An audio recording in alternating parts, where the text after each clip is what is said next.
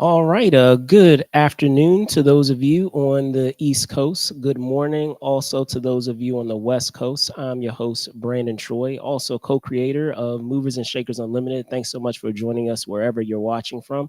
Um, if you know already, as we've had, the last few guests, that we do have WonderCon that is concluding today. 3 day show that happens in Anaheim, which I suppose you can say is a brother sister show of Comic Con International, San Diego Comic Con. Um, as I said, plays host in Anaheim, California, and has everything that you would expect of your pop culture shows, whether it is comics, film, television, gaming, just about everything that you could think of along the lines of pop culture. Now, for today's episode, we do have a special guest. I wanted to be able to recap a lot of what had happened at WonderCon this year. But let me go into the intro with our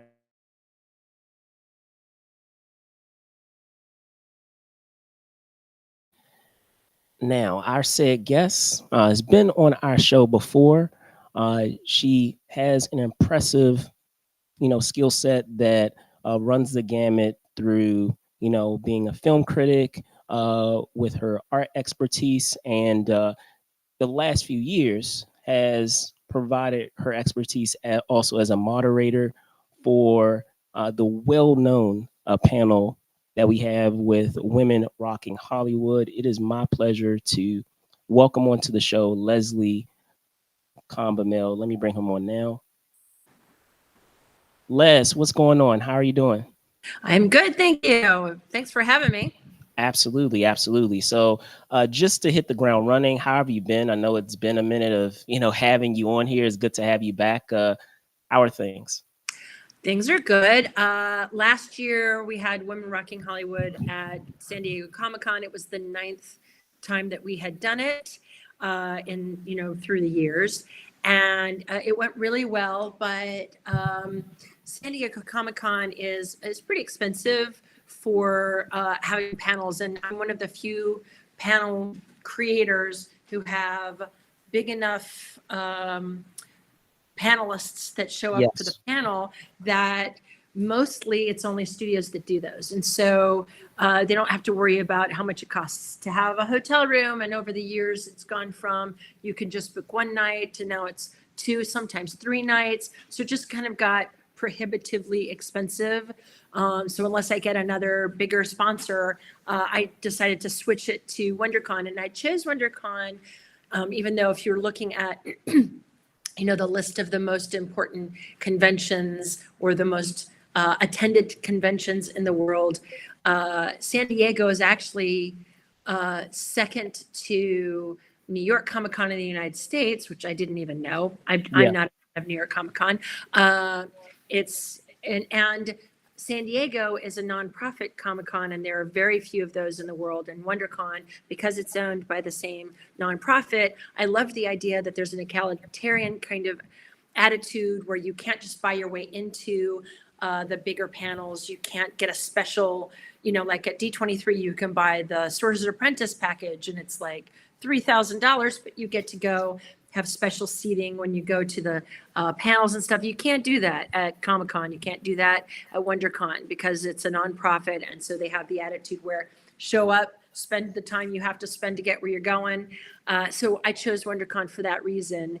It's my first time. So my experience of it's very different in a lot of, it's still a convention run by the same people. I know all the people that were running it. It's in some ways similar, but in a lot of ways is very different. There's only about 60,000 or 70,000 people that come to WonderCon, which you would think would be way more because it's LA. And that's where TV, movies, all of that, that's where a lot of those folks live. So you would think there would be way more people. But my experience of it, it was still great. I was shocked by the amount of people that attended the panel. We had a bigger room than we've ever had, and we have more people come to it, I think, than we've ever had, which was great. Yeah, it was a very interesting experience, and just the con in general was a really interesting experience, very different from San Diego, which is like very much controlled based on people are, it's so impossible to get tickets and it's possible to find hotels and all of that stuff. It's not like that at all at WonderCon. Have you been to WonderCon? So I've done the show. I've done the show and I've done it virtually a lot. Right? But I have not been there in person, and it's just by virtue of kind of the similar thing of it being feasible of doing 2 California trips, being here on the East Coast. That's already a lot. Um, Right. and I mean, mind you, it's even more so now that I do more, West Coast shows. Because for any of you, those that do know, a lot of the stuff that I do is I also do a Vegas show. I do it at the top of the year. I do CES, which is, as fun as it is. Don't get me wrong, and I love going to Vegas. It's a undertaking of having to, go to the West Coast from the East Coast. I don't Right. feel like a Right. lot of people take it for granted of how much of an undertaking that could be for us East Coast folks of financially getting there all the time. Right. And it is about amplification. It's about amplifying people that, because that's what you and I are both about. We've talked about that a lot just as Yeah. friends, getting more diverse voices seen and promoted and supported by fans, which is why I started doing Women Rocking Hollywood in the first place. So, so it's out of love. And anyway, the great thing about WonderCon is it's a day trip for the folks that are on the panel. So they like come down, they park, they come in, they do the thing, and off they go. So it's a lot less of a commitment in terms of time for them. But San Diego Comic Con is an experience in a way that is far beyond the experience of the con itself. It's very compartmentalized because once you're on the exhibitors floor, you can't really get off the exhibitors floor very easily.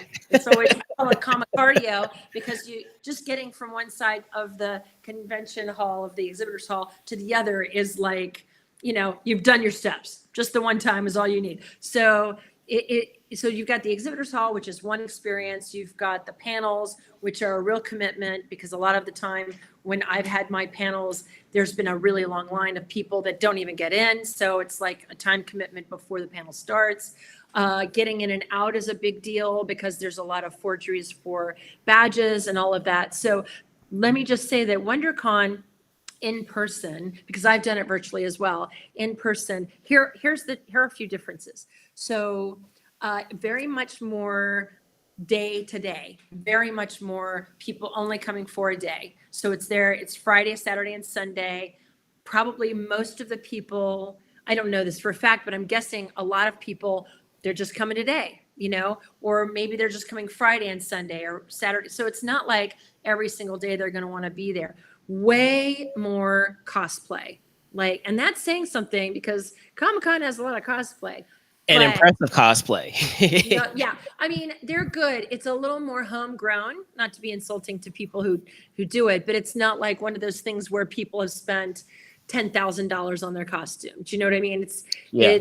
But it is DIY. very much a lifestyle that has been committed to for WonderCon. I want to say half of the people that are at WonderCon are in costume, which is way more than San Diego, and it didn't feel as much industry was there.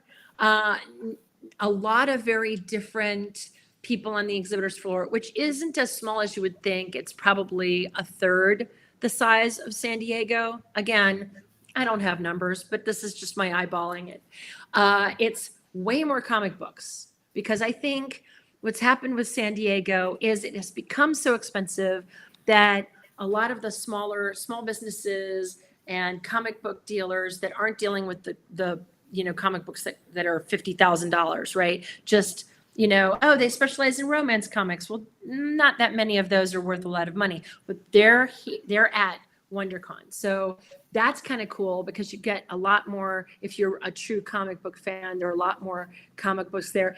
Did I see tons of, there are a couple of signing sections, again, San Diego Comic-Con is a business. That is everyone needs to be at that. If you are TV, film, you know, trying to promote your small business, your big business, your new brand, whatever it is, you got to be there, right? Well, this is more like, oh, we have a business, we have a small business, we like selling these things. We're going to come, we're going to have a booth. It's probably way less money. So there were a lot. There's also a lot more anime. A whole section of the exhibitors hall is like anime folk, whether it's artists, a lot more artists, mostly artists I don't know, but I know a lot of the really big deal people. There are some fairly big deal people that were there, but a lot of anime folk and a lot of people selling buttons. The price points in the exhibitors hall are way lower, almost exclusively lower.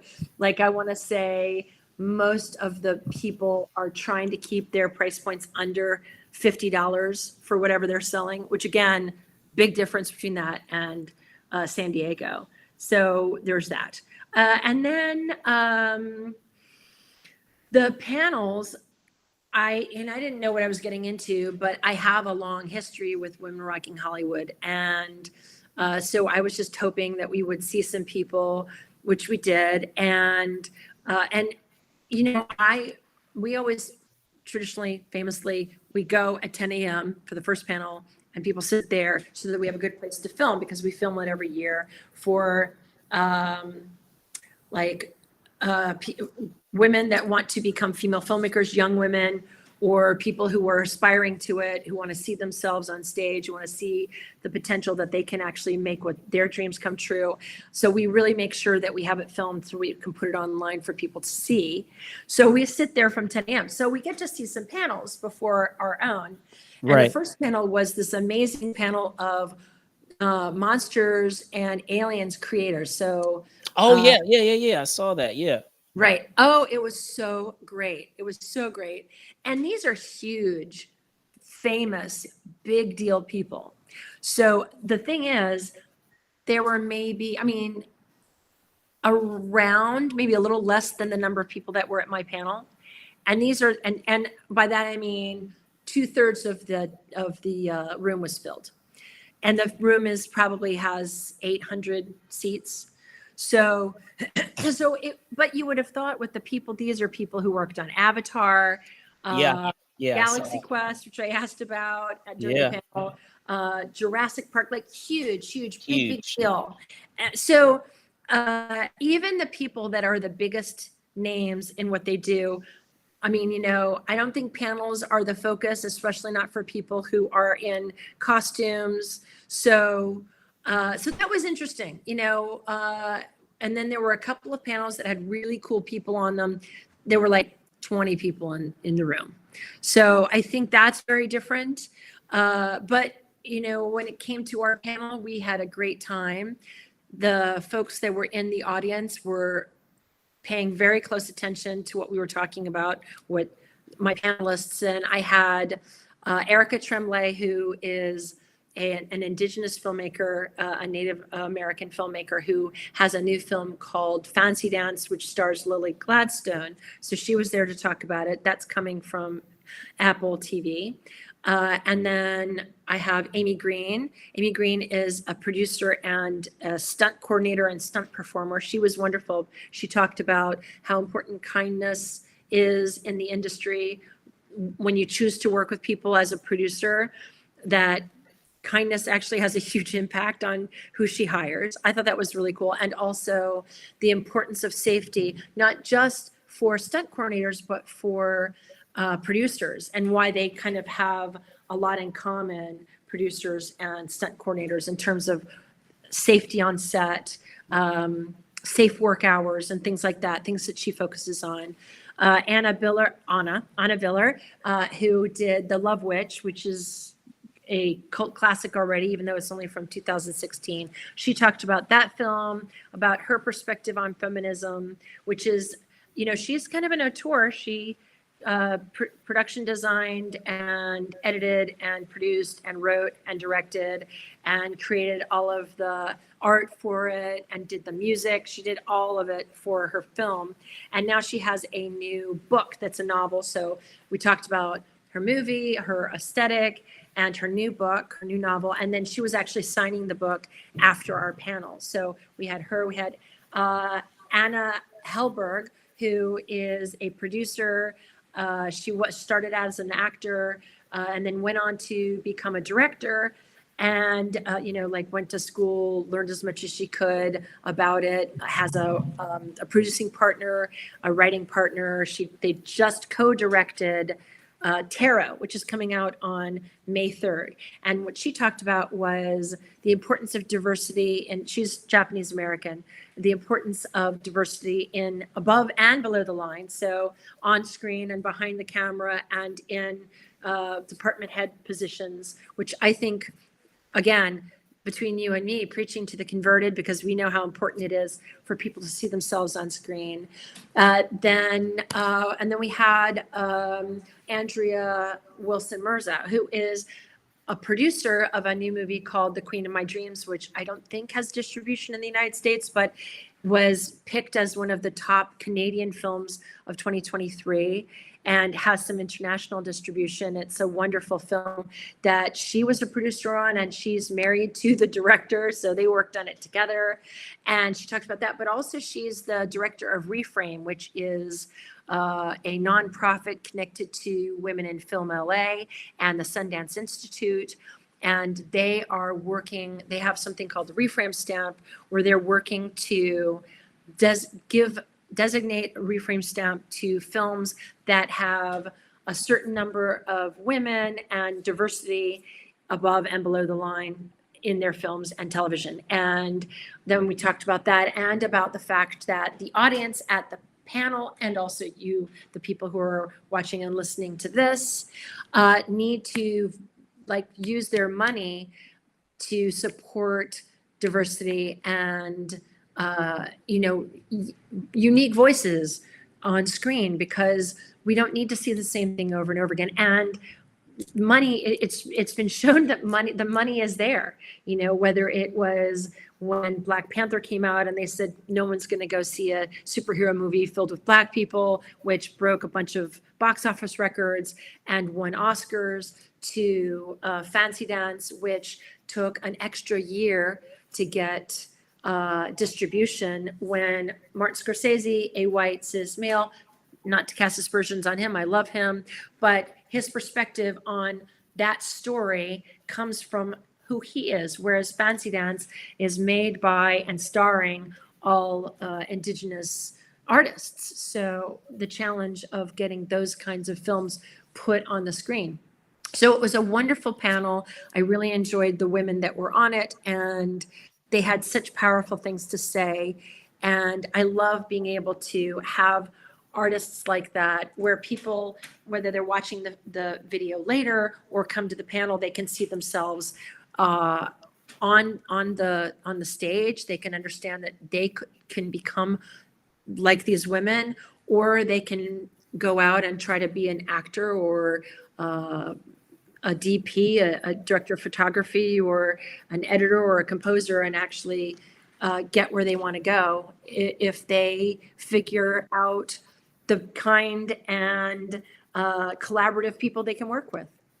Absolutely, absolutely. And and speaking further to that, you teased it or you talked about it briefly, and I always like to get into this too, is outside of the reasons for going to WonderCon, and I'm glad you broke it down that way of what people could expect from that show.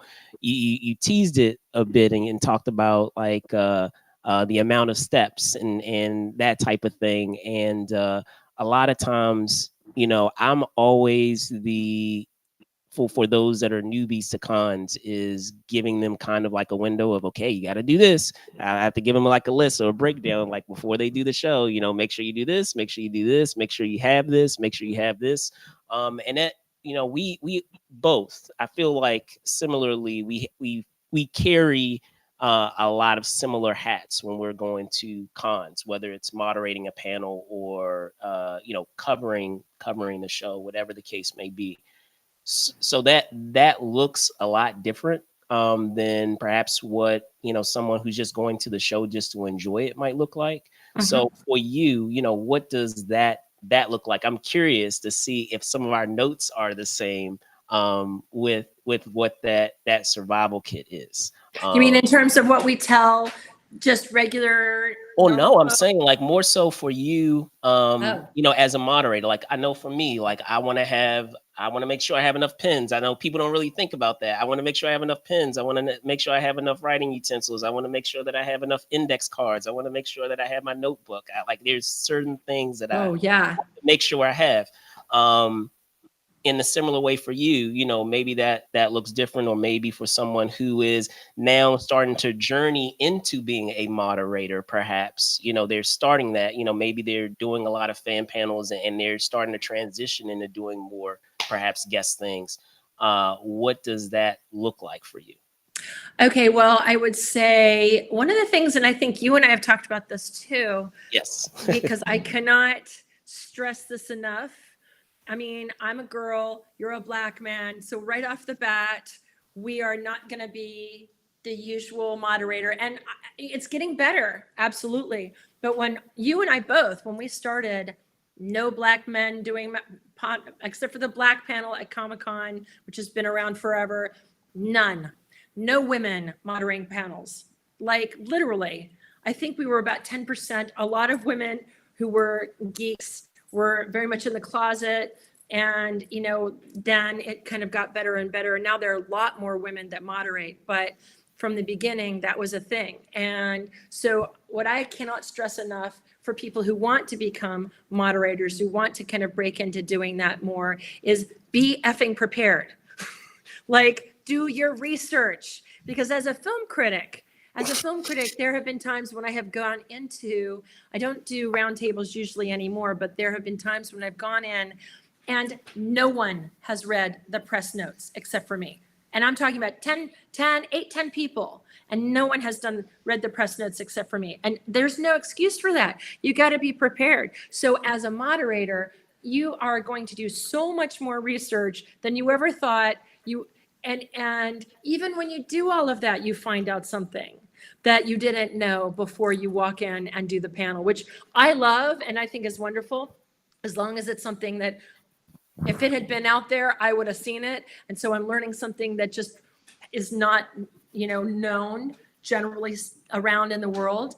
But being prepared is key. So I spend months doing research on all of these panelists. Of course, we're pulling together the panel. So we're finding people. A lot of times you have to, in my case, I go through lots and lots and lots of people. It's very interesting this particular time. I always have a Black woman on the panel. And this is the first time in the entire history of Women Rocking Hollywood where I didn't have a Black woman. And, it's Easter, it's Happy spring Easter, break. by the way, if you celebrate. I don't Happy remember. Easter. Yeah, Okay, cool. Yeah. it's spring break. So I have, and I love having female filmmakers who have families because we talk about that on the panel. We talk about childcare on set, which is like really, really important, especially for female filmmakers because we still have that old nonsense about two people working, woman has to take care of the kids. No matter what kind of jobs we've got going on, the women are always the ones who have, and it's not always like that. I'm not saying it's always like that, but in the film industry, it is. So we talk about that a lot. So anyway, I wound up it was a delight to find out so many of my friends were working, so they couldn't do it then. So I wound up and I had two Japanese American women, I think three or two, I know two panelists are queer and an Indigenous filmmaker. So, it was still a diverse panel, but that's always a thing to bear in mind as a moderator is I am not going to, if you only have white cis men on your panel, I'm not going to come to it. I'm sorry, I'm not, it's just not interesting to do that anymore. It's like it's yesterday big time. So those are things to think about even before you build your con kit. So all of that put aside, do your research, build a diverse panel. And then I always Can I say, add one? I was gonna say yeah, also yeah. making sure that you're the type of person that can go with the flow and be on your toes, because as much as you prepare, while all of that is important, all of that is important. What you just said, there are going to be times where you're going to be thrown for a loop, you're going to be thrown a curveball, and Yeah. how are you going to be able to keep up with it, in the moment? And the more research you do, the better you'll Easier, do in that moment. the So easier. that makes it Yeah, so that, because I have all my questions. I send them to all of my panelists because I go through PR a lot of the time. Some yeah. people deal with it directly, but mostly it's through their agents or their managers, and they always want to see questions. Now, as as a film critic, you don't do that, right? But as somebody who's doing moderation, this is about amplification. This isn't about trying to, oops you or like get a scoop. I'm not interested in that. I'm interested in making you look great, getting people excited about your new work, getting people excited about your aesthetic and why you did what you're doing, and what it is about you that's special. That's all the stuff I'm about, right? When it comes to our moderation. So yeah, absolutely. You got to be prepared to go off script, which is like really important. And Theater also, major, it comes in handy. and you never know when people are going to be nervous as F, right? You don't know when they're going to be like, they seemed fine, and then they get on the panel and they're like deer in the headlights, and you just never know who that's going to be, or if they're going to be super terse because they're used to doing really short, like sound bites. So those are things you kind of have to roll with. Well, I was You going to say that's like when, write 20 questions and ask 5. and I was going to say that's when that preparation part is really key, because speaking on what you're talking about with the terse component, you have to understand in being in your guest shoes, if they're doing a lot of PR, junkets, they're getting the same questions all the time. They're answering Mhm. the same things all the time. And if you were being answered as the same things all the time, and I know, don't cry them a river. They get paid millions upon millions of dollars to do this. But at the same time, like, you would be like, yep, you would just have a very like autopilot answer of what that is. And And you so got to trip them up with that, because that's not exactly, interesting for the audience who exactly, have heard the exactly. same things over So and if over. if there's more there, to dive into, it allows that component of them being able to open up and say, "Oh, okay," And then new insights. They figure something out right there in the moment, right, which is really exciting. I right, think that helps with when you're really done your research. That helps too, because one of the things that I would mention to people who are working to be moderators is when you write your questions or when you think of what you want to ask, if you see that there's a question that they've been asked a million times and they're used to answering it every time they're asked a question. So sometimes you might say something a little different, but they're still going to answer the same question. So what you need to do is sort of say, I know that that you've and talked then about the fact that you right, right, came from a place where you didn't have shoes, yeah, but can you tell us about the shoes you have now and why they right, mean something to you? Do you know exactly, what I mean? Like, I know exactly, that your brother was your inspiration for the film, yes, but can you yes, tell us one of the examples of your experience with them that really keeps coming up for you when you think about the work you did in this film? You know what I mean? So it's how you phrase the questions too, which is an important thing. So getting to the con kit, so I print out all of my questions. I always have a green room, which you can set up with the people running the con. yep, Sometimes it's a press room, sometimes it's just the green room for you. It just depends on the con. And you go over your questions in advance with all the people. A lot of times I will have a phone call before the con with the people that I'm going to be talking to if they don't know me or they don't know the con, because I don't want them to be nervous and I want them to know I have their shit together. I know what I'm doing. I'm going to take care of them. They don't need to worry. I've got it. I have them, right? And if I need to have a conversation with them beforehand, that's really important too. So at the green room, we have a chat with everyone. I go over all the questions and just make sure which ones to them are the most important questions to answer that they want to talk about. So I do that. And then in terms of what I come with, I always have, now I am not someone who eats crap food. I just don't. Like, I love some pizza, but I'm a gluten-free person. I'm an actual celiac, so I can't eat most of the food, like the pretzels, and they're $15, which Normal people have already spent so much money to get to the convention. And if they're cosplayers, they spent a lot of money on their cosplay, or they're planning on spending money and they have a budget. Or they brought their whole family. Yikes.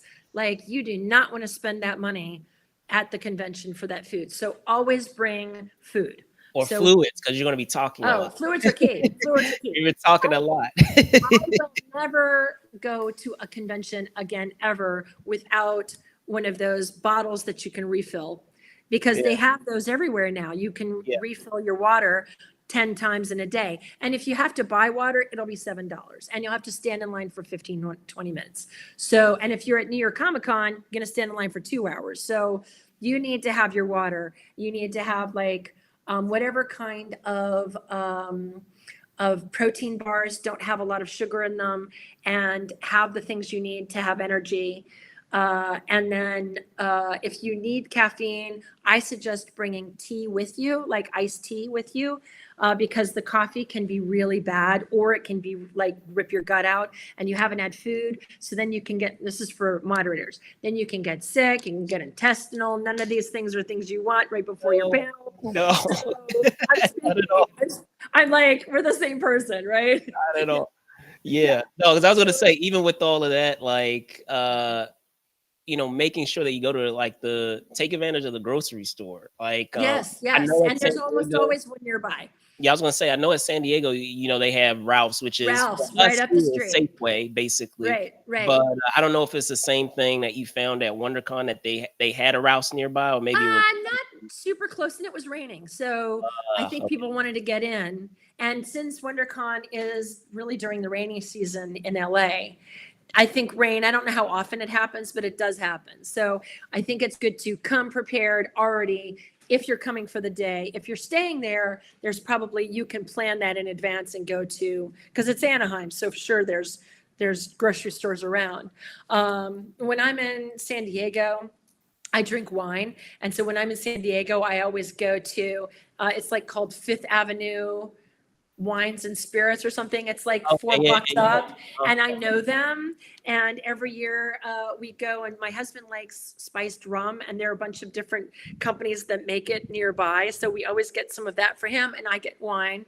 And there's always an expert in French wine there. So that's just like a tradition that we've always done. Sometimes people, especially as a moderator, you might have to take your panelists out for a drink or something. But generally speaking, I find it really funny, and a lot of them have become friends of mine. But once you're done with the panel, they're like, all right, we're going to the floor. We'll see ya. And so you always think like, all right, I got to be ready in case they want to go do something. And they never do. They're always like, okay, we got to go do this other thing. This particular time I had to take Anna down to get her signing. So I was like, all right, you guys, I'll see you soon. See you later. And then of course I didn't see them again. But anyway, right. So you've got food, you've got water, try to cut your caffeine, like 4 times as much water as caffeine, because it's very dry.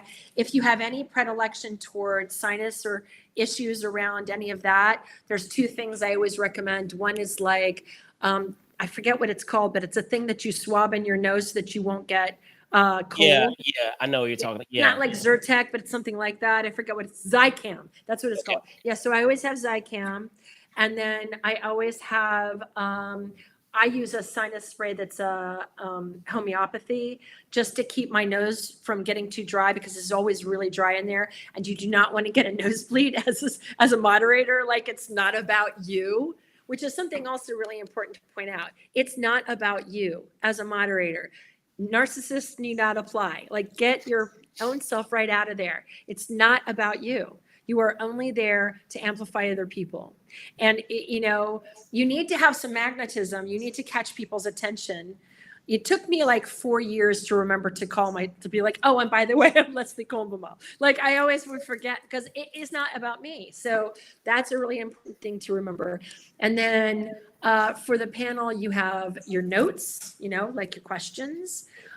You have your water.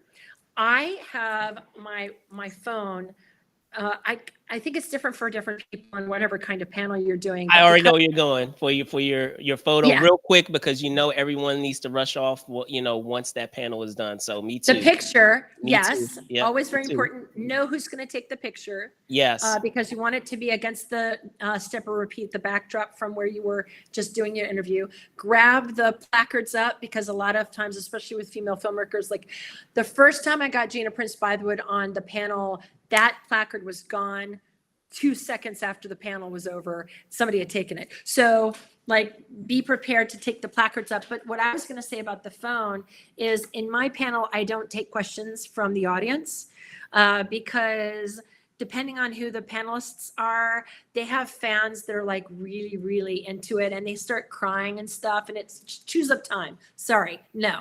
I can't be having people like, first, I just want to tell you how much, which beautiful. Love that you're happy to be here. Love all that. I can't have you crying and asking the question. So I do not take questions. And plus, it's like 4 or 5 people. It's 50 minutes. Time goes by in a split second. So I have a timer set, depending on if I'm showing trailers or I'm showing a clip. I'm figuring exactly how much time each panelist gets. If they bring a clip that's 3 minutes long, they're going to get 7 minutes at the most to talk. Because now at WonderCon, as a panelist, and I think it's different at every convention, it's much looser around how much time you have. Like we started early. Somebody had left early from the former panel, and we started 2 minutes early. So I got my whole intro in within 1 minute into the panel. I was already done with my intro. So that meant I almost had 10 minutes for each panelist, which was really cool. So yeah, I set the timer for 7, 8, 9 minutes, depending on how long their trailer or if they have one, so that I know exactly how much time I have to talk to them. And I do it for each panelist. And even if you're doing a roundtable or something, you really have to keep track of time because there's nothing worse for the people who are running the room to feel like you do not have yourself together and you're like you've only gotten halfway through the panel and you've got 10 minutes left, and then the people that are toward the end of the panel don't get their fair amount of time. So all of those are the things that I keep. I always have my computer because I'm usually showing trailers or clips, and then I have like a slideshow that has a picture of everybody in between the clips. And then once I'm done with the panel, I get the pictures, I make sure everybody has what they need, and they get the heck out of there because I am the most relieved I've been in like 2 months. I am so like I love doing it the whole time I'm up on the stage. I am so happy to be there. I'm so excited to hear about them. I'm so filled with joy at being able to amplify what they do and let more people know how awesome these women are. And then when I'm done, I'm like, all right, I'm done. Yeah. I'm done. I'm out. So Right. like, Right. I'm not Right. going to the con today. I'm going to a friend's house for Easter, and we're making mac and cheese. Like we're done for the con. So, and then I don't know if I'm allowed to announce this, but I will say it on here. Go for it. That I am one of the, I mean, I'm sure there's some sort of official thing I'm supposed to wait for, but I'm one of the judges for the Independent Film Festival at San Diego Comic-Con. So I get to go to that convention as a guest. Nice. I'm on the website. Who knew I was ever going to be I was really cool. So I've seen all the movies. I'm very excited for people to be able to watch a lot of the films that were created that are a part of the festival. And then that Sunday we announce all the winners. And it's really cool that they do that. It's been 18 years they've had the film festival. So I get to do that. So I don't have any panels. I'm not going to do any panels. This is the first time I've been able, now I do have to be at the awards ceremony on Sunday, but this is the first time I've been able to go to San Diego Comic-Con and not had to do any work. Like even as an art person, I'm not going to do any of it. None of it. I'm going to wander around like a normal person. I'm going to like sit by the bay. We get to stay at the Marriott, so I'm going to sit by the pool. Oh, nice. You got the marquee. Yep. Nice. So Nice. hopefully we'll have a balcony. I'll sit up there and drink some rosé and I'll be able to stay out overnight if I need to go to a panel on Hall H, which I haven't been able to do in years I don't because our think I've panel. been to a panel in a long time, like that's late at night. I think the last one that I went to that was like really late, and this is really, I'm gonna age myself and also talk about how long ago this is it was at my first Comic-Con. They had a screening of and I don't remember, Les, if you're a big horror person, but they had a Trick or Treat, the Right? horror Oh, that is a long anthology. time ago. Yeah. Yeah, that was like 2009, and they had it. They actually did a Q&A with the writer, because I believe, was it Dan? Is it Dan here? I'm trying to remember the writer's name, but he's a guy I don't who remember. I've he seen was, it, he was but I yeah, don't he was the remember. writer on the Bryan Singer X-Men movies, but he, journeyed off and did this film, and I believe he wrote it and he directed it. But they had a Q&A with him at the top, which is that was like a reversal of what you would normally see of having Was a it movie. like at 11 at 11 p.m. or something? It was like at 10. Like Okay, so I'm not talking about that. I'm talking about we having got to out at stay 12. out. I'm talking about staying out overnight so you can get into Hall H, which is like Oh, a young oh man's man, this game. takes me back. And That's I a was young thinking man's about game, that. but I'll probably do it if there's somebody really good. Like if they bring Deadpool and Wolverine, yeah. Wolverine, You know they I are. will stay out overnight to see that. And Yeah. I've already warned Michael. I'm like, dude, I know you're like not a young dude, but It's a it's deal. happening. I will be in line with you. It's a deal. Cause I was thinking back on this. I was like, I'm trying to think back what year that was when we first met. And this You is, and I, yeah, it was 10 years ago. at least. It was 10. No, I'm telling you, it Oh, was you 10 are years okay. ago. It was 2014. Yeah, it was 2014. Because I want to say you were at the 2014 show. You had your whole crew, Oh Mike yeah, was I've been. there, Well, it's daughter been. was I've been there, there everybody was since. there. I think you brought a couple of people too from, Yeah, I've like, been there were a couple of going friends. to Comic Con since 1990. 94 maybe, Yeah. something like that. So and then so mostly it was in animation and art, because that's when I was. And then when Harry Potter came out, I did panels for that, the books, then the movies. I was on a panel with Darren Criss before he was famous. That's Nice. how old that is. Like that's been a Nice. while. And then yeah, so it's been a while, but when I was doing animation panels, it could be any time of the entire, like Thursday, Friday, Saturday, Sunday. I didn't care. But then when I started doing Women Rocking Hollywood, which was in 2016, it was always on Saturday at 2 p.m. So I couldn't get. Now there was one year that I was able to finagle. This was so great. I was able to finagle a pass that let me into Hull H without having to be in line or anything, which I think was because I had Regina King on the panel and she was going to be in Hall H too. And it was a whole thing. And there was no way I would be able to stay out overnight for that. So they took pity. And then the next year they changed the way they do it. And you can't get any. The only thing you can do is sit in line. There is, and I love that. I love the egalitarian element of that. I don't want people to be able, if they're not actually backstage, which I had to be for Regina King, then there's no, you gotta stay in line all night. So I will hopefully, if Deadpool and Wolverine is at the convention in Hall H, of course it'd be in Hall H, I will stay overnight in line. Then that is a whole other pack Yeah. of stuff. That's Yeah. a whole other pack of stuff. Yeah, I would say between that film, and I have my fingers crossed on Alien Romulus. I love the Alien franchise, so I know that comes out in August, and uh, it's been a while since I've been to a Comic-Con, and I guess this is also by virtue of the The other pandemic. stuff you do, yeah. But that they a lot of times screen a lot of these movies. So I have to double check the exact date for Deadpool. But if it is following the week of, if it's during the week of Comic-Con, maybe they do something special for the release. If it's after, afterwards, maybe they'll screen it. But I know at least Alien comes out in August, so they could screen it a month early. Right. Let me see. I'm looking right now. Deadpool I and want to say Wolverine. it's mid January, July. So it July, might. oh no, 26th. That is Oh, okay. Comic-Con. Yeah. They're, That is so yeah, peak they're gonna do Comic-Con. something special. It would be weird for them not to do something It's special. always possible though. You never know. No, but So it like literally is that weekend. yeah. So that's going to be, and I'm sure they booked it for that. That was like how they Oh, did it. But you never know because D23, and people are starting to, companies are starting to split off and do their own con. Like CinemaCon takes some of the thunder away.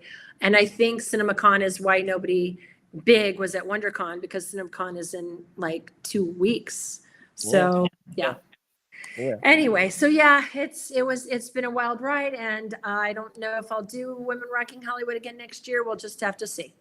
I've Cool. done 10. I feel like that's a good Yeah, number. that's a lot. That's a lot. That's a good number. Yeah.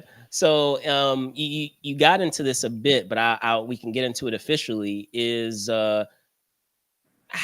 during that time, because you're going to have, as you said, the luxury to do it as when you go to San Diego this year, but perhaps you haven't had it in the past and going to a lot of shows, especially when you have that commitment of moderating.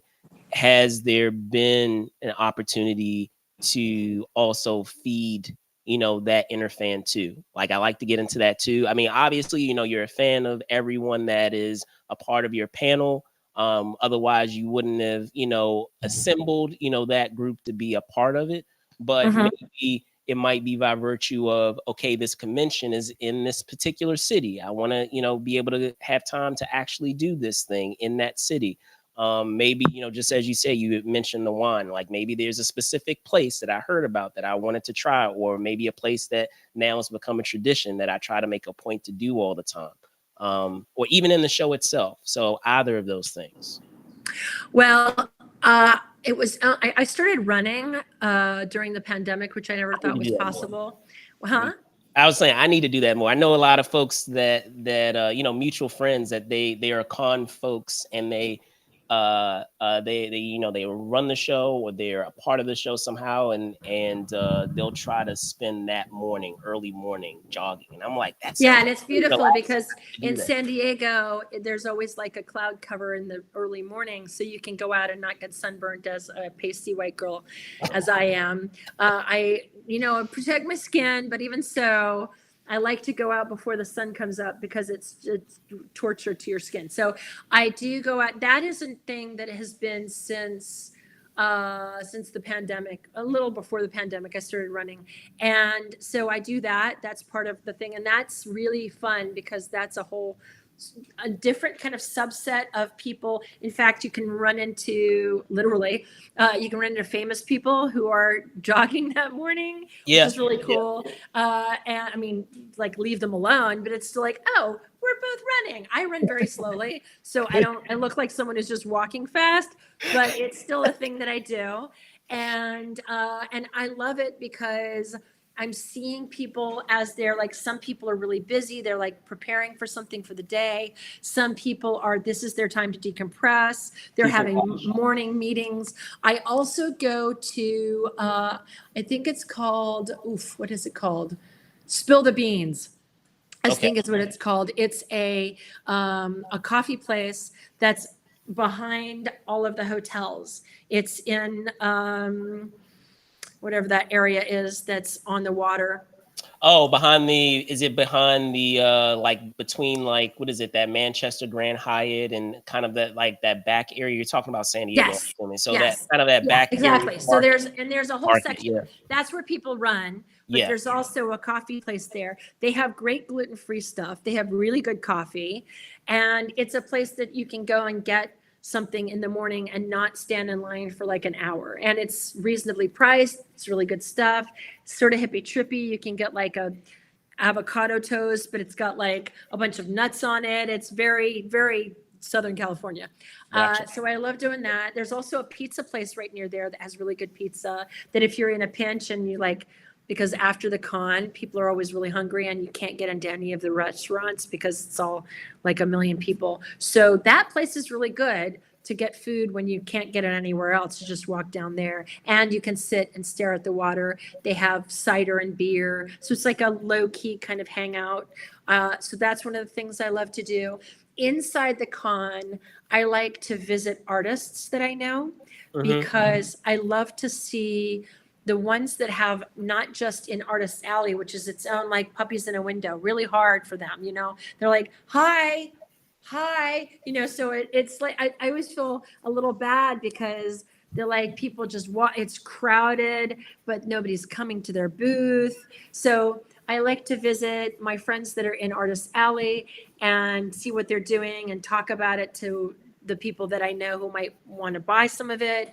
I always have clients slash friends who have come to the convention who are looking to buy art, and I'll find art that they like from artists that I know and connect them. So I do that, and then meeting artists that have their own booths. Like Adam Hughes always has a booth, and usually Jim Lee's somewhere. I know him, so I run around. I like try to find him at some point. So just to, you know, that's what I tend to do is just go say hi to all my friends that are artists. And then I have a friend that runs the Alex Ross booth who I love. Her name's Michelle Smart. She's amazing, and she actually represents a bunch of other artists. And her work is, the stuff that she represents is beautiful. So I always like to see her, see what she's doing, see what she's representing outside of the Alex Ross stuff. And then other than that, that's kind of like, that's, you know, I'll look for things representing female filmmakers or movies that are being released that are directed by women to see if any of it is represented on the exhibitors floor. A lot of times it isn't, which is a real bummer, but looking for female fans, looking what kinds of products are promoting empowerment for women, LGBTQIA stuff. You know, when there's diversity in product lines, I always want to support that.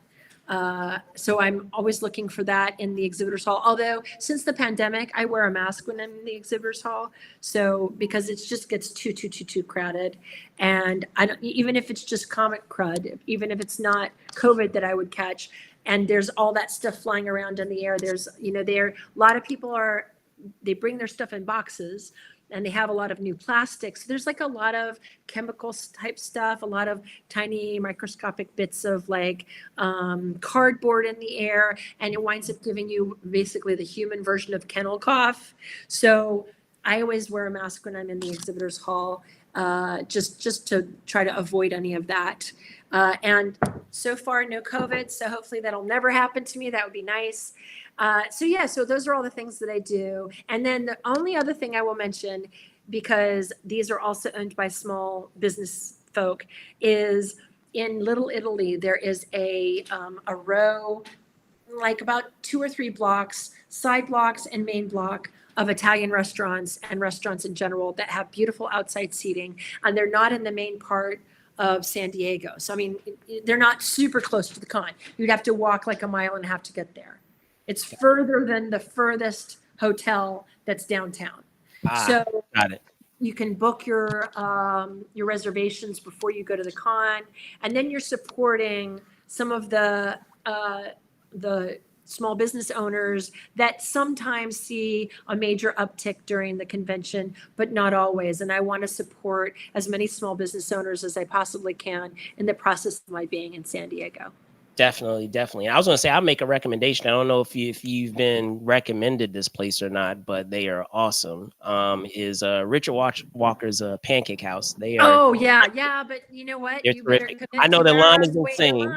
The line is insane. So my and maybe I shouldn't give this tip, but I Uh-oh. will. No, don't.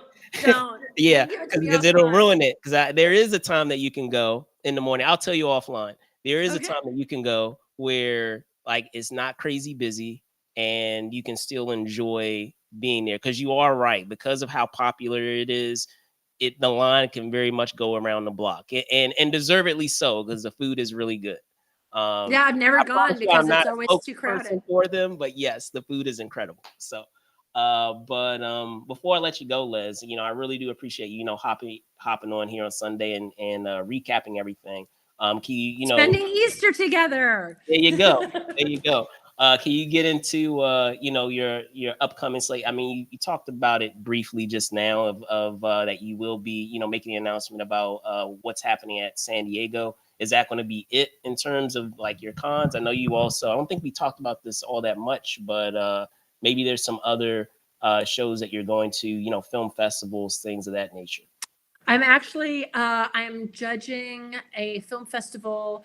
I think it's called Tallgrass. I think it's in Wichita, Kansas. That's in Okay. October. So I'm Okay. doing that. I am potentially going to a few other film fests, but not currently a judge, working on doing that more as well, because I think there's a really nice kind of interplay between film fests and Comic-Con when you can get into the genre space for women, because horror films and genre films, when written and directed by either diverse voices, people of color, women, they tend to have a really interesting societal message that you can't get your films made in traditional studio system. So looking to kind of break more into both of those places, kind of connecting. So we'll see how that works. I'm doing more with the art at artinsights.com, which is I have an art gallery that specializes in film art. So if any of you guys are into film and you want to even just to look at, because I'm sure you'd enjoy it, I have a blog that I write at least once a month, sometimes twice, sometimes more. And that has been what has made us really successful on my gallery site, which is such a lovely blessing. And so like the last one I just wrote about was Winnie the Pooh, because it's spring and it's blustery days. We're experiencing sort of like the height of kite weather. So I wrote about Winnie the Pooh, and sort of all the way from Milne through Disney, the artists that were involved, the work and the animation, all of that stuff. So I write that blog. You can find out at artinsights.com. You just scroll down and click onto the Art Insights blog section, or you can sign up for it. I always give an alert about the newest blog on our newsletter, which I send every couple of weeks or so. And so between the film art gallery of Art Insights and doing film festivals, writing on the Alliance of Women Film Journalists site, where I'm one of the lead contributors, writing for the Motion Picture Association for Below the Line artists, I have enough to do. I'm And about to then say, hats, so many hats, married so to a many hats. guy. I'm good. I've got a lot to do. I'm going to take a couple of days as a break and then get back to it. Definitely, definitely. So, additionally, tell folks where they can find you. Women Rocking Hollywood is on Instagram. Women Rock Film is what was Twitter. RIP, the awesomeness that was Twitter. If you are still on that thing, I am on there. We had a very muscular presence there, but I'm trying to build up Instagram. So please follow me on Instagram at Women Rocking Hollywood. I'm also on all of the new versions of Instagram or Twitter, like Threads. I'm on Blue Sky, I'm on Facebook. So you can go to any of those, and you can either type in my name or Women Rocking Hollywood, and you'll find me there. All right, cool beans. Well, once again, I want to thank Leslie for coming on and talking about WonderCon and giving us a recap of all the awesome stuff that show has to offer, and also all the awesome stuff that she is doing. I'm your host, Brandon Choi, also co-creator of Movers and Shakers Unlimited. You can find me at Brandon Choi ENT on X, and also Brandon Choi _ENT on Instagram. Thank you guys so much for watching. Be safe out there, and see you